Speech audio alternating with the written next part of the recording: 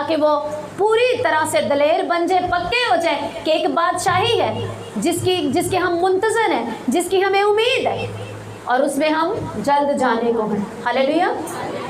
और उसके लिए उन्हें तैयार किया, उन्हें दलेरी दी, मजबूत किया और फिर उन्हें भेजा कि अब तुम जाकर शागिर्द बनाओ, कौमों में जाओ, उनमें मुनादी करो, उन्हें तैयार करो और बहुत रूहों को मेरे लिए जीतो, ताकि जब मैं आऊँ तो बेशुमार रूहें तैयार हो और वो मैं उन्हें अपने साथ लेकर जा सकूँ। हालेलुया।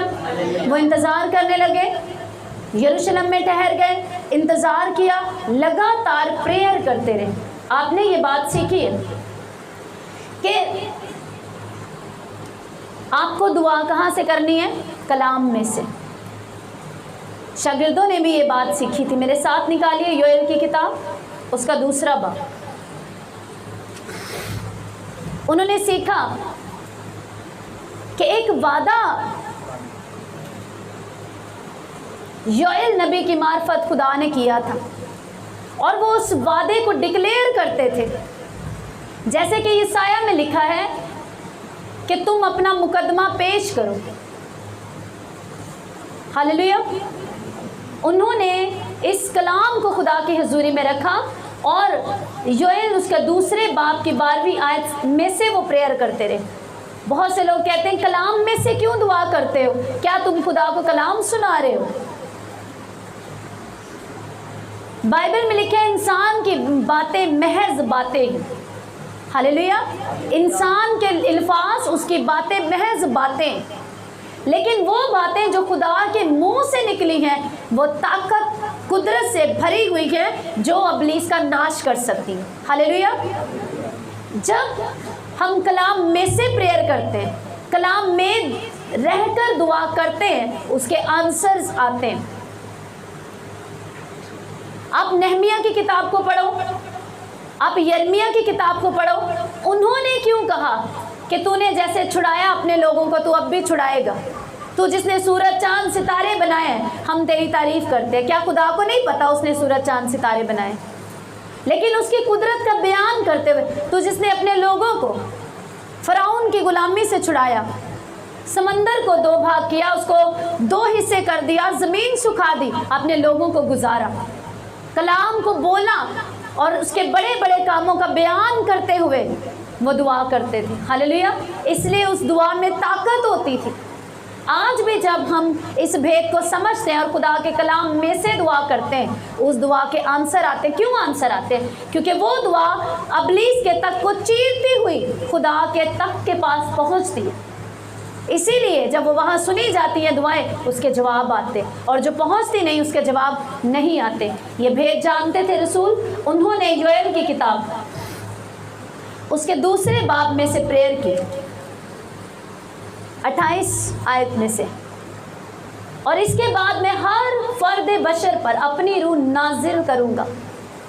क्या इससे पहले रूह काम नहीं करता था? इससे पहले भी रूह नाजिल होता था, लेकिन एक टाइम के लिए वो अपने नबियों पर जाहिर होता, अपनी बात को अपने लोगों तक पहुंचाता और उसके बाद चला जाता। अगर हम ध्यान से पढ़ें नबियों को, उनकी किताबों को स्टडी करें, तो लिखा फिर 3 साल के बाद या फिर लिखे कुछ अरसे बाद फिर से खुदा की रूह नाजिल हुई। फिर बीच का अरसा क्या हुआ? बीच के अरसे में वो नबी प्रेयर करते रहते थे, फिर से खुदा के बने रहते थे खुदा में, ताकि फिर खुदा का रूह आए मुझसे बात करने के लिए। हालेलुया। अगर एक दफ़ा नबी के ऊपर रूह नाजिल हो रहा है और कुछ अरसे के बाद हो रहा है, तो वो टाइम में वो क्या करता था? वो टाइम में वो वापस दुनिया में नहीं खो जाते थे, बल्कि वो खुदा के साथ खड़े रहते थे, कायम रहते थे और दुआ में बने रहते थे। इसलिए फिर से रूह नाजिल होता था। हालेलुया। फिर से रूह उन पर नाजिल होता था और फिर वो खुदा की बात को उसकी कौम तक पहुंचाते थे। हालेलुया। और यहाँ से ये प्रेयर करने लगे, और इसके बाद मैं हर फर्द बशर पर अपनी रूह नाजिल करूँगा। यीशु मसीह ने कहा अब जब रूह नाजिल होगा वो तुमसे जुदा नहीं होगा। हालेलुया। वो अब तक तुम्हारे साथ रहेगा अगर तुम उसके साथ रहना चाहो तो। आप कहें कि मैं एक दफ़ा रूहुल कुदुस को पाकर उसके बाद फिर से पुरानी ज़िंदगी में चला जाऊं, फिर से ज़नाकारी करूं, हरामकारी करूं, चोरी करूं, झूठ बोलना शुरू कर दूं और फिर भी पाक रूह मेरे साथ ही है, तो ये गलत फहमी है। हालेलुया। उसको आप रंजीदा कर दोगे, क्योंकि अभी मैं आपके सामने पढ़ूंगी कि जब हम उसको रंजीदा करते हैं वो हमसे अलग हो जाते हैं। हालेलुया। उसे रंजीदा नहीं करना, क्योंकि उसी के वसीला से हम पर मुखलिसी के लिए, छुटकारे के लिए मोहर हुई है। यहाँ लिखा है, मैं अपनी रूह नाजिल करूँगा और तुम्हारे बेटे बेटियाँ नबूवत करेंगे और तुम्हारे बुढ़े ख्वाब और जवान रोया देखेंगे, बल्कि मैं उन अयाम में गुलामों और लौंडियों पर अपनी रूह नाजिल करूँगा। आमीन। इसी को देखें, ये कलाम जब अमाल की किताब उसके दूसरे बाब में पूरा हुआ और जब शागिर्द रूहुल कुदुस से भर गए, वो गैर जुबानों में बुलंद आवाज से दुआ करने लगे। रूहुल कुदुस आग की मानिंद उन पर आकर ठहर गया और सब रूहुल कुदुस से भर गए, कोई एक नहीं, सब रूहुल कुदुस से भर गए। वो हॉल, वो बाला खाना गूंजने लगा, सिर्फ वही जहां पर वो प्रेयर कर रहे थे। बेशुमार लोग थे, लोग बाहर ईद पेंतिकोस मना रहे थे, यहूदी लोग, बहुत सी कौमें वहाँ पर जमा थी और वो अपना वो 50वें दिन की जो ईद थी हफ्तों की, वो उसको सेलिब्रेट कर रहे थे। लेकिन यीशु मसीह के शागिर्द वो दुआ कर रहे थे। हालेलुया।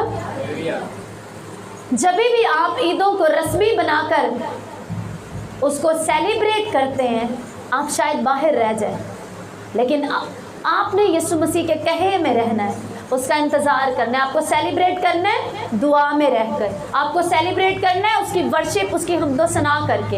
हालेलुया। वो सेलिब्रेट किस तरह कर रहे थे? प्रेयर में रहकर, इंतज़ार कर रहे थे, बस वो जुस्तजू में थे कि यीशु मसीह ने फरमाया है कि तुम में रूहुल कुदुस मिलेगा, मैं अपने वादे को पूरा करूँगा। 17 आयत से लिखा है, जब वो लोग उन्हें कहने लगे कि ये ताज़ा मैं के नशा में, तो उन्होंने कहा अभी तो सुबह के 9 ही बजे है, अभी तो दिन चढ़ा है और इतनी सुबह कौन नशा कर सकता है।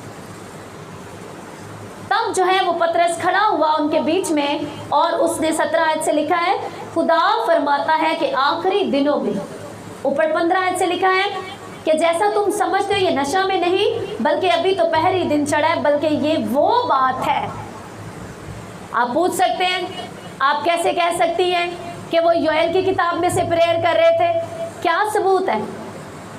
तो यहाँ पर 16वीं आयत में लिखा है, पतरस ने कहा ये वो बात है जो योएल नबी की मार्फत कही गई है कि खुदा फरमाता है आखिरी दिनों में ऐसा होगा कि मैं अपने रूह में से हर बशर पर डालूंगा और तुम्हारे बेटे और तुम्हारी बेटियां नबूवत करेंगी और तुम्हारे जवान रोया और तुम्हारे बुढ़े ख्वाब देखेंगे, बल्कि मैं अपने बंदों और अपनी बंदियों पर भी उन दिनों में अपनी रूह में से डालूंगा और वो नबूवत करेंगी। हालेलुया। क्या ये वही कलाम है जो मैंने योएल में से पढ़ा? अगर आपको समझ आया तो आमीन कहे। आमीन। योएल दूसरे बाब की 28वीं आयत में यही कलाम हमने पढ़ा और इसको पूरे होते हमने देखा अमाल की किताब में। इसमें हमें बहुत सी चीज़ें मिलती हैं कि खुदावंद अपने कलाम को जब नाजिल करता है उसे पूरा भी करता है। वो अपने, जब उसने कहा एक टाइम में ऐसा होगा, तो वो वक्त यहाँ पर हम जब रसूलों पर वो नाजिल हुआ रूहुल कुदुस, यहाँ वो वक्त हमें नज़र आता है। वो कहीं बात जो योएल की मार्फत फरमाई गई वो पूरी हुई। हालेलुया। इसलिए जो नबियों के मुंह से खुदावंद निकालता है वो पूरा होता है, अगर हम ईमान से उसे कबूल करें। बहुत से यहूदी थे, क्या बाकियों ने योएल की किताब नहीं पढ़ी थी? वो यहूदी थे, शरीयत के मानने वाले थे, ईद मनाने आए थे, उन्हें पता था कि यहोवा खुदा ने हमें हफ्तों की ईद मनाने के लिए कहा होगा, इसीलिए वो जमा थे, उन्हें नॉलेज थी। क्या उन्होंने योएल की किताब के दूसरे बाब की 28वीं आयत नहीं पढ़ी होगी? बिल्कुल पढ़ी होगी, लेकिन उन्हीं की ज़िंदगी में ये कलाम पूरा हुआ जिन्होंने इसका यकीन किया, जो इस पर ईमान लाए और जिन्होंने इसे डिक्लेयर किया अपनी लाइफ के ऊपर, जिन्होंने बोला कि हमारे लिए ऐसा होगा, क्योंकि हम अंत दिनों में है, एंड टाइम में है, आखिरी दौर में है। क्योंकि तब से यीशु मसीह ने जब मुनादी की तो ये फरमाया, यूहन्ना ने मुनादी की, उसने भी कहा तौबा करो क्योंकि आसमान की बादशाही नज़दीक आ गई है। हम एंड टाइम में है, पलूस यही कहता है कि उस टाइम इतनी करीब थी तो अब कितनी करीब होगी। ये रसूलों में हमें मिलता है, उन्होंने भी ये मुनादी की, वक्त करीब है, वक्त करीब है। यीशु की मुनादी में यही फरमान हुआ, नबियों ने यही फरमान उनके मुंह से जारी हुआ, वक्त करीब है। रसूलों ने मुनादी की, यही कहा। अब सोचो कितना करीब है। अब वो वक्त करीब नहीं, हम उस वक्त के बिल्कुल एंड के लम्हों में हैं। हालेलुया। उन आखिरी दिनों, पहले तो होता था हम आखिरी दिनों में, अब उन आखिरी दिनों के आखिरी लम्हों में। हालेलुया। जैसे कहते हैं ना, बस अब सूरज डूबने वाले चंद लम्हे रह गए। यीशु मसीह ने कहा कि हमें दिन ही दिन को उसका काम करना ज़रूर है। वो रात आने वाली है जिसमें कोई काम ना कर सकेगा। वो दिन के आखिरी लम्हों में हम हैं। सो उन्होंने इस बात को क्या किया, पकड़ लिया। आपके लिए वही कलाम आपका छुटकारा बन जाता है, आपकी ज़िंदगी बदल के रख देता है, जिसको आप पकड़ लेते, छोड़ते नहीं, भूलते नहीं, जाने नहीं देते, इग्नोर नहीं करते। उन्होंने यीशु मसीह के कही बात को, उसके वादे को जहन में रखा और इस कलाम को पकड़ लिया और इसको मेडिटेट करना, इसको डिक्लेयर करना शुरू किया अपनी प्रेयर में। क्या खुदावंद तूने कहा था कि मैं आखिर दिनों में ऐसा करूँगा, हमारे लिए कर। 10 दिन मसीह के उठाए जाने के लगातार 10 दिन तक वो प्रेयर करते रहे, लेकिन वो जानते नहीं थे कि ठीक 10 दिन बाद रूहुल कुदुस नाजिल हो जाएगा। जब मसीह उठाए गए तो एक बड़ी भीड़ थी, उनके देखते देखते उठाए गए। सबको कहा ठहरे रहना और इंतज़ार करना, सब भाग गए। कोई किसी के प्रेशर में आ गया, ये क्या नया तरीका है, तुम स्क्रीन पे लगा के प्रेयर कर रहे हो, वर्शिप कर रहे हो, ये कौन सा तरीका है। हालेलुया। ये नए कौन से तरीके हैं इबादत करने के। पास्टर को सामने होना चाहिए, सामने। अगर खादिम सामने और कलाम से छुटकारा नहीं मिल रहा, आप एक ऐसी चर्च में बैठे हैं जहां खादिम सामने सब कुछ है, लेकिन खुदा का रूह वहां मौजूद नहीं है, तो वहां सामने खादिम को क्या करना है।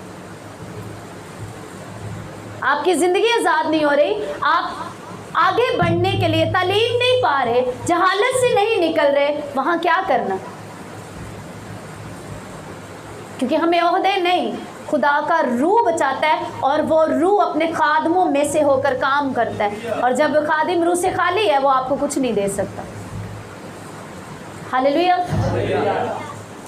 इसीलिए यीशु मसीह की तालीम को भी कहते हैं ये नई बातें हैं, ये नए इसके तौर तरीके हैं, इसकी नई तालीम है। लेकिन लिखा है वो साहब इख्तियार की तरह, वो उनके फ़कीयों फरीसियों की तरह तालीम नहीं देता था, वो इख्तियार के साथ तालीम देता था। हालेलुया। इसीलिए मसा की ज़रूरत है, चाहे वो खादिम है, चाहे वो ईमानदार है, वो कलीसिया है, उसे मसा की ज़रूरत है। और मसा रूहुल कुदुस देता है, उसकी हजूरी में ठहरने से हम पाते हैं। ये ठहरे, इन्होंने रूहुल कुदुस को पाया।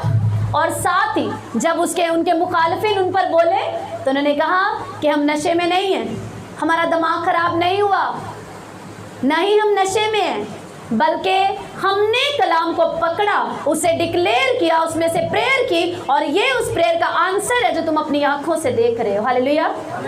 और जो कुछ तुम हमारी ज़िंदगियों में देख रहे हो, ये वो रूह है जिसे नाजिल करने का वादा किया। हम वो 120 की पहली जमायत बने जिन्होंने उस रूह को रिसीव कर लिया है। हालेलुया। आप वो बन सकते हैं, वो कलीसिया आप बन सकते हैं जहाँ पर बच्चे भी रूहुल कुदुस से भरे, वो भी गैर ज़ुबानों में प्रेयर करें, जवान रोया देखें, बेटे बेटियां नबूवत से भरे। इसे कहते हैं जिंदा चर्च। जो कलीसिया रूह के इस तरह की नेमतों से भरी है, वही कलीसिया उठाए जाने के लिए तैयार है। हालेलुया।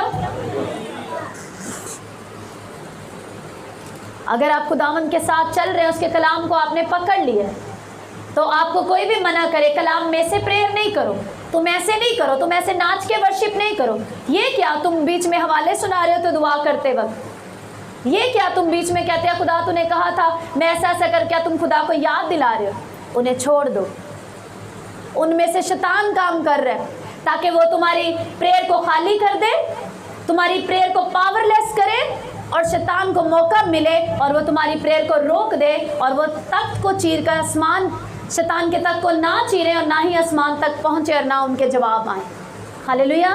लेकिन आपको उन बातों को इग्नोर करना है, आपको ध्यान लगाना है, बाला खाना से नीचे नहीं उतरना। मतलब उस ऊंचे मकाम से, अपनी प्रेयर वाली जगह से आपको नहीं हटना। आपने जो एक इरादा किया है कि मुझे खुदावन के साथ उसकी हजूरी में जाना है, वो आपका बाला खाना है, वो आपका ऊंचा स्पेस है, जहाँ पर वो सीक्रेट प्लेस है जहाँ पर आप जाते हैं। वहाँ से नहीं निकलना, बाहर की गुफ्तगू सुन के, बाहर के ताने सुन के नहीं आना, वहीं पर टिके रहना है, इंतज़ार करना है, रूहुल कुदुस को पाके निकलना है, ताकि आप गवाही बन सके और दिलेरी के साथ कह सके कि जो कुछ मुझ में हो रहा है ये कौन सा कलाम है। हालेलुया। या किसको मैंने पकड़ा। बाइबल कहती है, मेरे साथ देखिए जो हवाला हमने सबसे पहले पढ़ा, मेरे साथ निकालिए रोमियो में उसका 5वां बाब और उसकी 5वीं आयत। रूहुल कुदुस सिर्फ कुव्वत नहीं है, जैसे यीशु मसीह ने कहा जब तक तुम कुव्वत का लिबास ना पालो ठहरे रहना। क्या वो सिर्फ एक कुव्वत का लिबास है, वो एक ताकत है? नो, वो शख्सियत है। रूहुल कुदुस एक शख्सियत है। खुदा बाप, खुदा बेटा और खुदा रूहुल कुदुस। रूहुल कुदुस खुदा है। रूहुल कुदुस सिर्फ एक ताकत नहीं है, रूहुल कुदुस खुदा है। हालेलुया। और इसी को खुदा ने हमारे लिए प्लान बनाया, खुदा बाप ने हमारे छुड़ाने का प्लान बनाया, खुदा बाप ने उस प्लान के मुताबिक कफ़ारा दिया और खुदा पाक रूह हमें ज़िंदा करता है, हमें नई पैदाइश में ज़िंदगी देता है, हमें बढ़ाता है, अब कलाम से तरोताज़ा करता है, तैयारी देता है और कई बातें जो यीशु ने कही थी हमें याद दिलाता है और आने वाली बातें हम पर जाहिर करता है और आसमान की बादशाही के लिए हमें तैयारी देता है। यीशु मसीह ने जब लाजर को ज़िंदा किया तो ज़िंदा करने से पहले बाप का शुक्र किया और क्या कहा, ज़िंदा करने वाली कौन है? रूह है।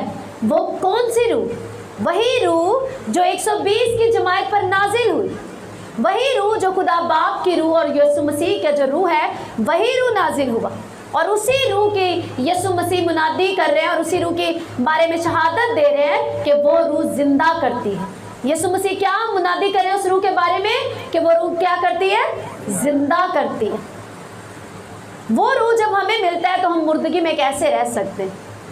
कुछ भी जो हमारी ज़िंदगी में मुर्दा हो चुका है वो कंटिन्यू मुर्दा नहीं रह सकता अगर वही रूह हमने पाया है जिस रूह से लाजर जिंदा हुआ और जिस रूह ने बाइबल कहती है यीशु मसीह को जिंदा किया। हालेलुया। 5वीं आयत में लिखा, और उम्मीद से शर्मिंदगी हासिल नहीं होती क्योंकि रूहुल कुदुस जो हमको बख्शा गया उसके वसीला से खुदा की मोहब्बत हमारे दिलों में डाली गई है। एक और जगह रसूल कहता है इसी रोमियो में, खुदा की मोहब्बत से हमें कौन जुदा कर सकता है?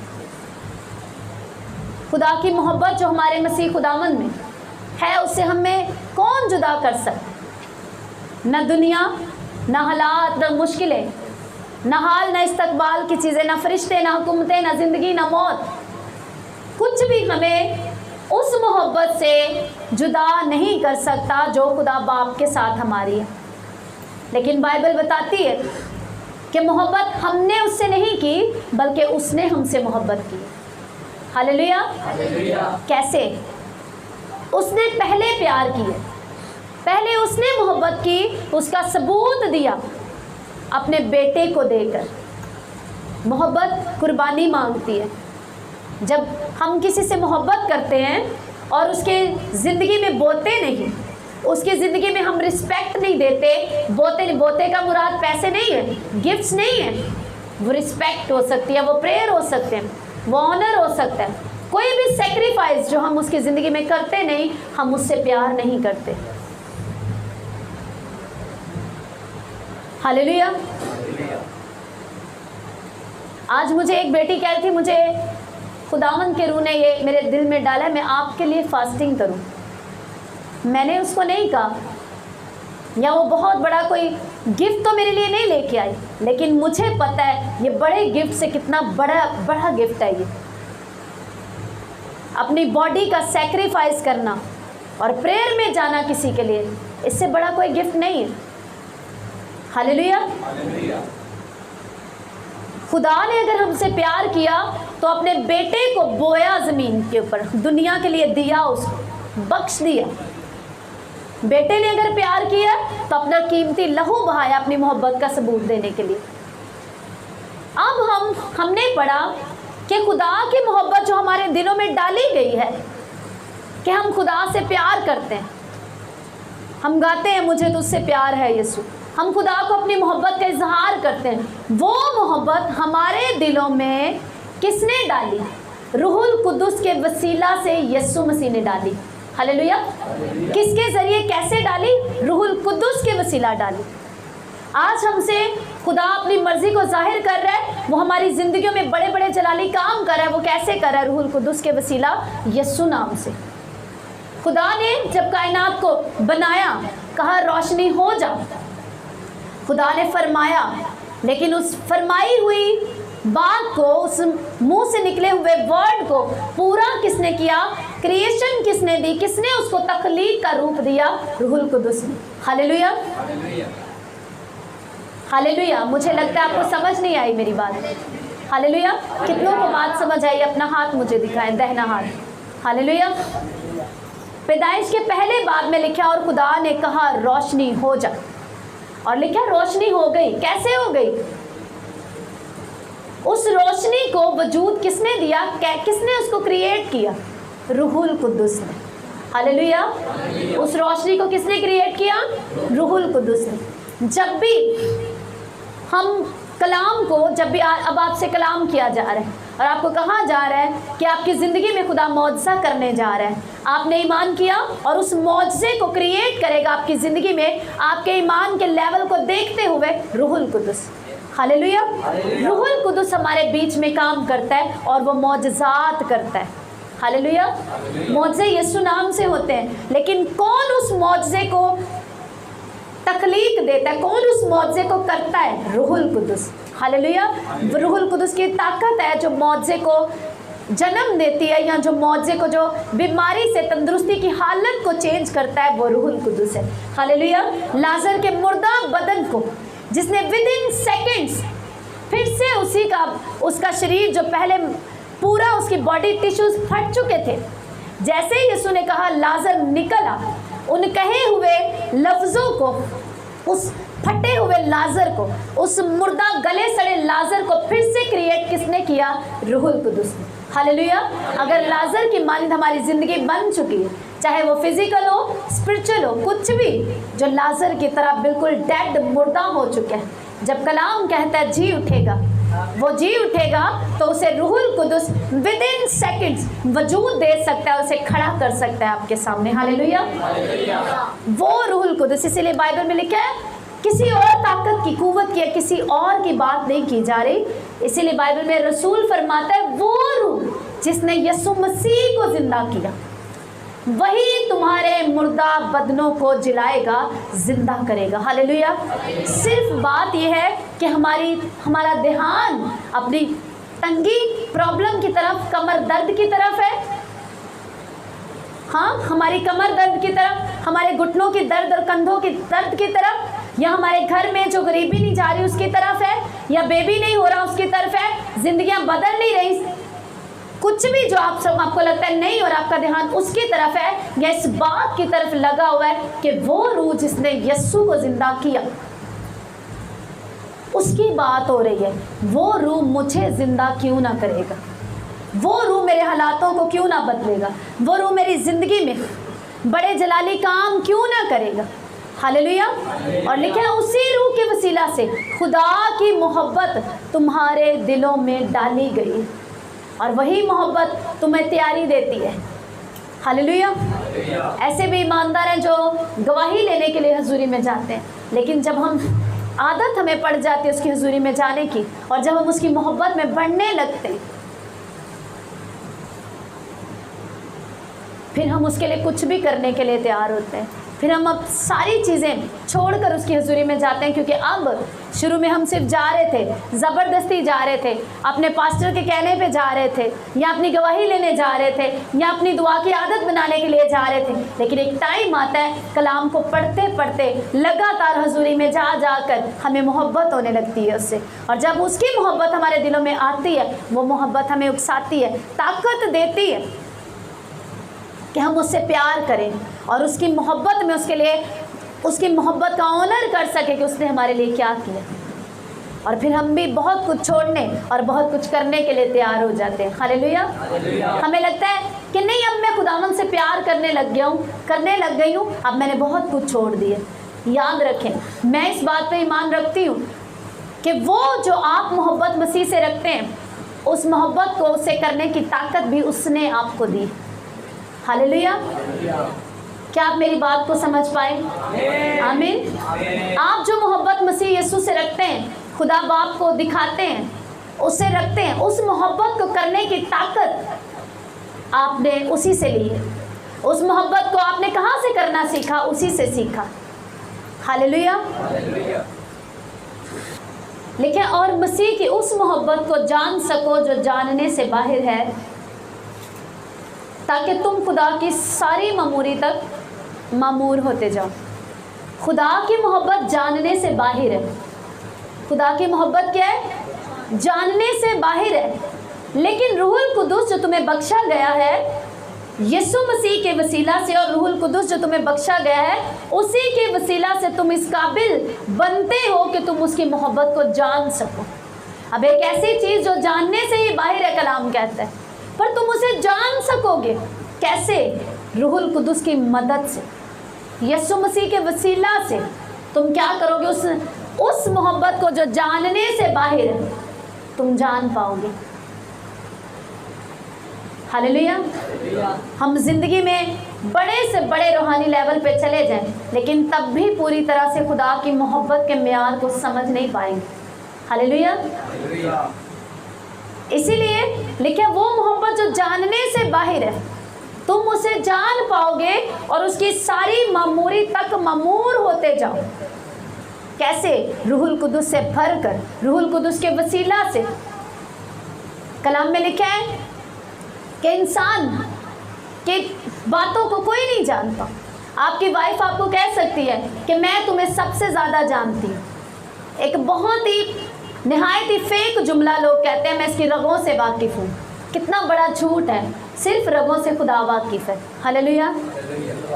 वालिदैन बच्चों को ये नहीं कह सकते, शौहर बीवी को नहीं कह सकता, बीवी शौहर को नहीं कह सकती। हाँ, हम एक हद तक एक टाइम एक दूसरे के साथ स्पेंड करने की वजह से बहुत हद तक एक दूसरे को जान जाते हैं, समझ जाते हैं, लेकिन कहना मैं इसकी रगों से वाकिफ़ हूँ, ये झूठ है। इसके अंदर क्या है मुझे सब पता है, ये झूठ है। लेकिन इंसान के अंदर की बातें सिर्फ उसकी अपनी रूह जानती। आपके अंदर क्या है वो आपकी सिर्फ अपनी रूह जानती है, आप कैसे हैं और आपके अंदर क्या भरा है। इसीलिए कहा है खुदा की भी तय की और गहरी बातें कोई नहीं जानता सिवाय उसके अपने रूह के। हालेलुया। इसीलिए वही पाक रूह खुदा बाप की, यीशु मसीह की भेद की बातें आप पर जाहिर कर सकता है और कोई नहीं। हालेलुया। क्योंकि वो रूह उसके अंदर रहता है और वही रूह उसने आप पर नाजिर किया और उंडेलता है।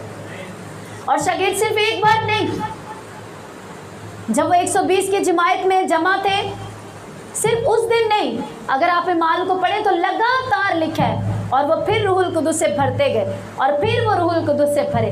कई जगह पर जब वो जमा होते, फास्टिंग करते, प्रेयर करते और गैदरिंग करते और सब मिलकर प्रेयर करते, लिखा है वो फिर से रूहुल कुदुस से भरे, वो फिर से रूहुल कुदुस से भरे। इसका मतलब लगातार रूहुल कुदुस से भरने की ज़रूरत है। ऐसा नहीं है आपने बपतिस्मा लिया और एक ऐसी मीटिंग में जहाँ रूह का मसा था आपने गैर जुबान पा ली, आप रूह से भर गए, बस अब जिंदगी भर के लिए काफ़ी है। नो, आपको लगातार फिर से ताज़ा मसा पाने के लिए आपको लगातार रूहुल कुदुस से भरना है। लिखा और रूह से मामूर होते जाओ, कंटिन्यू। हालेलुया। रूह से मामूर होते जाओ, भरते जाओ। कैसे? तरीका लिखा है, पाकीज़गी में रहकर, हमदो सना के गीत गाकर, मज़ामीर गाकर, कलाम पे चल के, प्रेयर में बने रहकर, फास्टिंग में रहकर तुम क्या करो? रूह से मामूर होते जाओ। हालेलुया। इस चौथे बाब को देखें, उसकी 30वीं आयत, 30 आयत में लिखा है, इस 4 बाब की 30 आयत में, और खुदा के पाक रूह को रंजीदा ना करो जिससे तुम पर मुखलसी के दिन के लिए मोहर हुई। मोहर के लिए इंग्लिश लफ्ज़ लिखा हुआ है सील्ड। सील्ड हुई है तुम पर, मोहर लग गई है कि तुम छुड़ाए जाओगे। इसलिए खुदा के रूह को रंजीदा ना करो। इंग्लिश में लिखा है, don't cause the Holi spirit sorrow by the way you live. अपने तौर तरीकों से, अपनी ज़िंदगी के रहन सहन से, अपनी रोज़मर्रा की ज़िंदगी से रूहुल कुदुस को रंजीदा ना करो। ज़्यादा अच्छा लिखा है यहाँ पे, अपने जीने के तरीके से कि तुम किस तरह जीते उस तरीके से रूहुल कुदुस को रंजीदा ना करो। रूहुल कुदुस को एक दफ़ा गैर ज़ुबान का गिफ्ट लेने के बाद लाइसेंस नहीं बना लो कि अब मैं कुछ भी हो जाए कुछ भी कर सकता हूँ, क्योंकि मैंने रूहुल कुदुस पा लिया, मेरा टारगेट ख़त्म हो गया, वही मैंने पाना था, उसी के लिए रोज़े रखे थे, उसी के लिए मेहनत थी, उसी के लिए सारे दुआएं थी, वो सारी जुस्तजू पाने के लिए थी, पा लिया, बस ख़त्म। लिखा उसे रंजीदा ना करो। जब कोई रंजीदा होता है, दो लोग आपस में रंजीदा हो तो वो फिर इकट्ठे नहीं रहते, अलहदगी आ जाती है। आती है या नहीं आती? फासला बढ़ता है, दूरी बढ़ती है। इसीलिए कहा उसे रंजीदा ना करो, उसके साथ मेल मिलाप करके रखो, उसके साथ रफ़ाकत रखो।